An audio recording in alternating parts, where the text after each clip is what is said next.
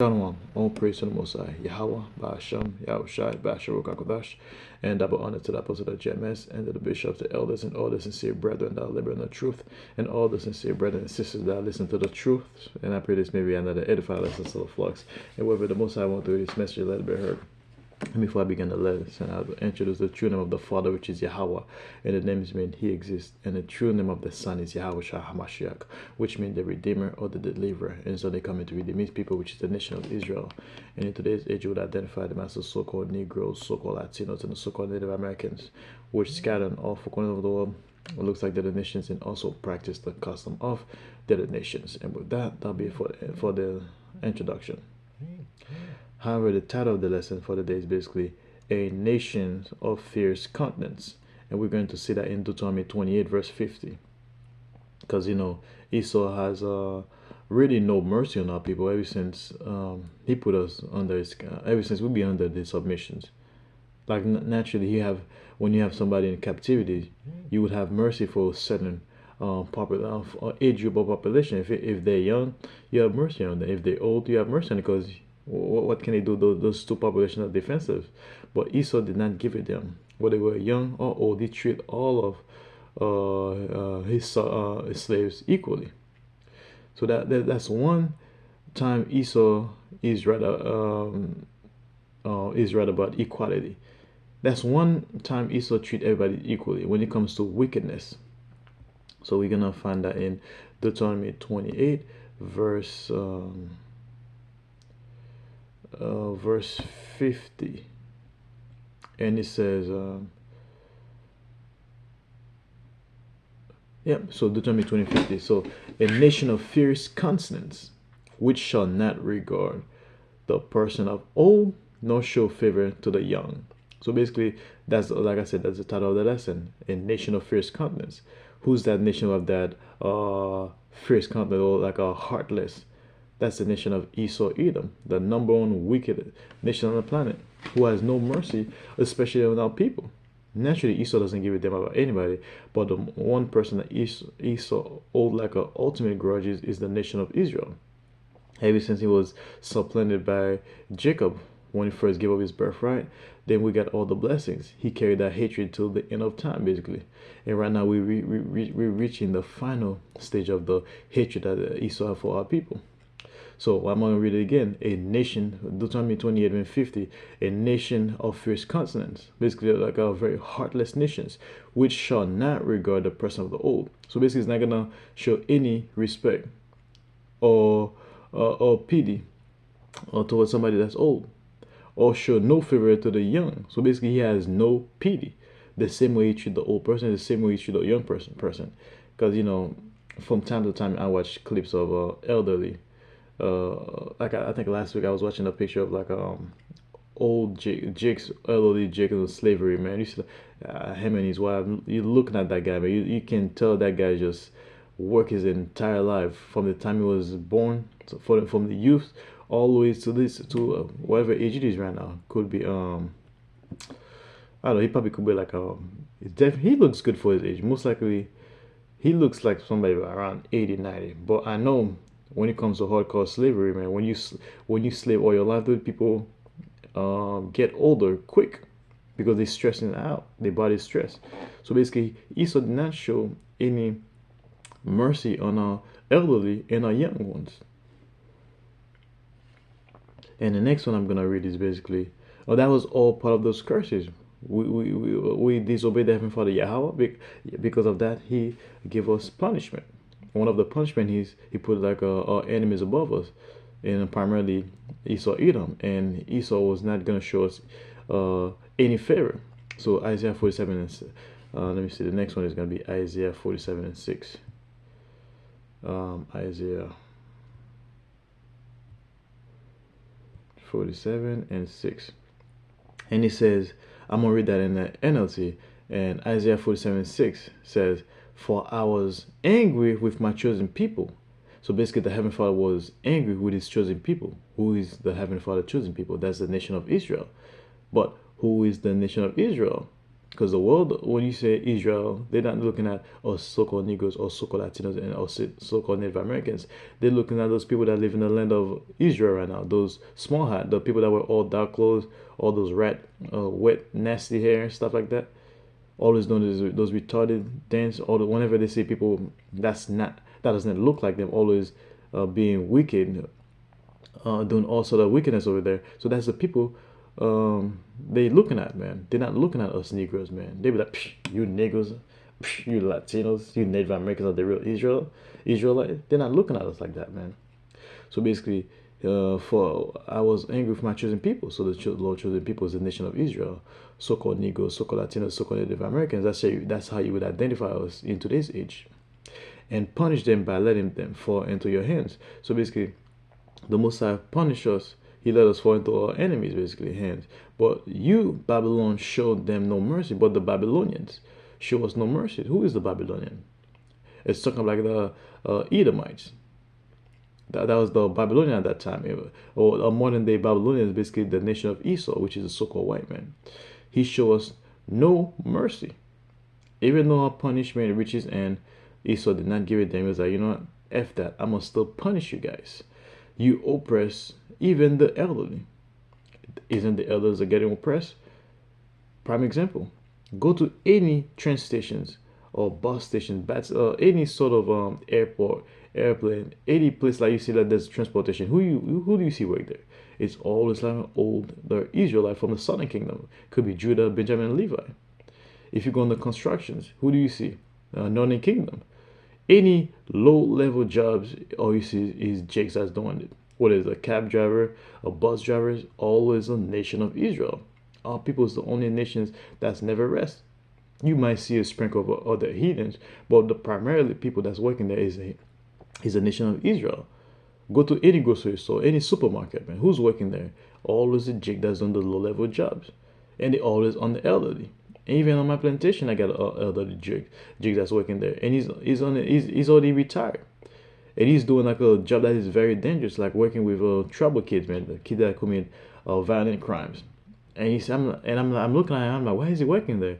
He's like, yeah, he's a veteran, he's retiring, he's on his pension, but he pick up hours here and there, and that brother does not pick up hours here and there. I've seen that brother all. I mean, I'm only on a plantation 5 days a week. But whenever I'm here during the week, he's always there in the morning. If I leave at night, and you still see him at night also. And sometimes when I come early in the morning, you still him sitting in the parking lot getting ready to go to work. So that's basically this devil oppressing our people, man. Why would somebody be 80 years old have to be working? But yet us Israelites, and I even have a brother of mine who his grandmother is deep in his 80s and still working a 9 to 5 jobs. And if that's not captivity, I don't know what that is.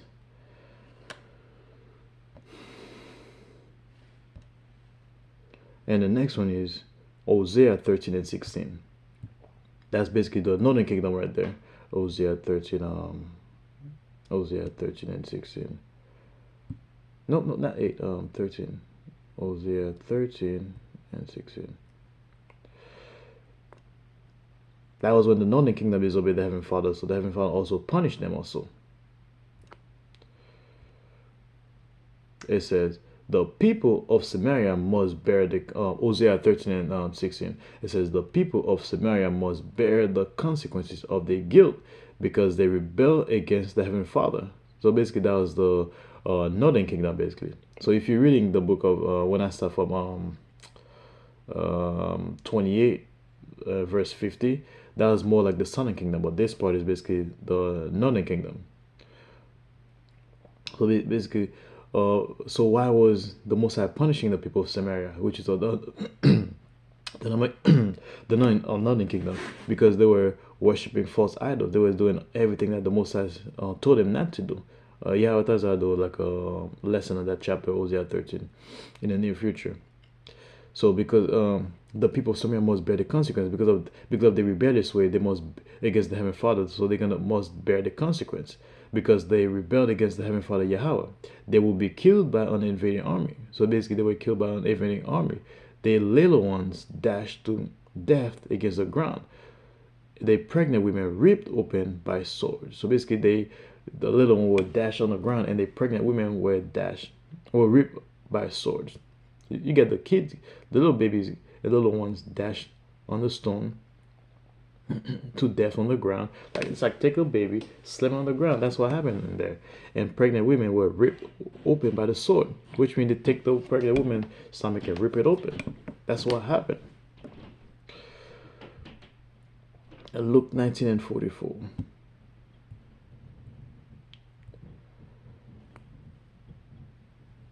Which says, they will, Luke 19 and 44, they will crush you into the ground and your children with you. Your enemies will not leave a single stone in place because you did not accept your opportunity for salvation. So basically, that's what was going to happen. And this one mainly happened to the southern kingdom, basically. After the fall of Jerusalem, basically, there was heavy damage. That's when we have the southern kingdom flee to the wilderness, which is what we call Africa, specifically West Africa.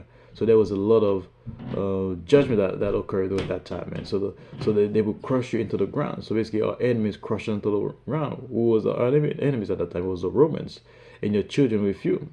So he didn't have any mercy on our children. Also, your enemies will not leave a single stone in place. So basically, our enemies completely destroy everything, man, because you did not accept your opportunity for salvation, because they didn't accept the opportunity for salvations. And the last one is Luke 21 and 23. Nope, 21 and 23, which says, how terrible, Luke 21 and 23, how terrible it would be for pregnant women and for nursing mothers in those days. And when I say how terrible it would be for pregnant women and for nursing mothers in those days, it's talking about the time we're living right now. And we were really approaching it on a daily basis, especially after what's gonna happen in the very near future, which is literally like a week from now, basically. Like we're in the last week of November, if I'm correct. I think by the end of the week, like they're gonna shut down the week, which is SNAP benefits or food stamp stuff like that. Gonna be people not gonna have access to them. So that's gonna be very terrible because right now we in fall right now, but soon to be winter, and we can already see it's already getting chilly, and there's really no jobs outside. People are struggling to pay their rent, pay their bill. If you lose your job, that's basically it. Everybody have millions jobs. You can't really sustain anything. Every little paycheck you get, it goes straight to bills, and especially when you enter in winter, it's only gonna get tougher and tougher, man. In the summer, you can handle certain situations. You be like, okay, if it's too hot, I can just take my clothes. I can do this, back up, I can go chill outside. I can at least relax a little bit. But in winter, there's no such thing as relax. We got all those things coming left and right. So it's gonna be very terrible for a woman that is pregnant. And we know there's a lot of pregnant single women out there. And for nursing mothers in those days, there's a lot of single mothers that have kids. We already see them on TikTok making videos about how they're not getting benefits, how they're not getting help, how they have no men. So that's what we enter right now, man. So it's gonna be a very horrible time for them. For there will be disasters in the land and great anger against those people.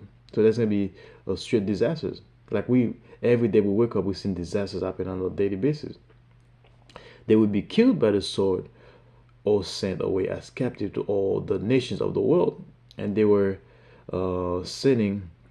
They were basically killed by the sword, which did happen to our people at that during let me see the time during the let me see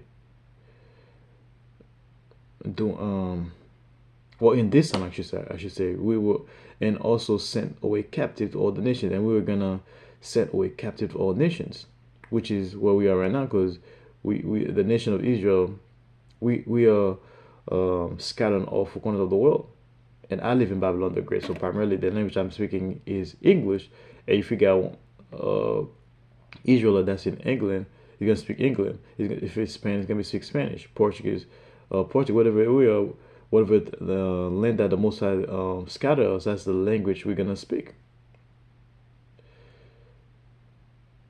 And Jerusalem would be trampled down by the Gentiles. So basically, Jerusalem was gonna be destroyed by the Gentiles, which is basically Esau, Edom, and until the period of the Gentiles come to an end, which is when the period for the Gentiles to ending. That's basically that Gentile nations that the scriptures talking about. Gentiles, basically, primarily Esau, Edom, and the rest of those nations that's oppressing us. The time of end is gonna come when Yahushua Hamashiach crack the skies and come to redeem His people, primarily the hopeful like of a nation of Israel. Then eventually the rest of Israel are gonna come back to the elect, basically, man. So that's it for the lesson, man. I put that as another edifying lesson to the flock. Say whether the Most High want to this message, let it be heard. And with that, like I say, Shalom.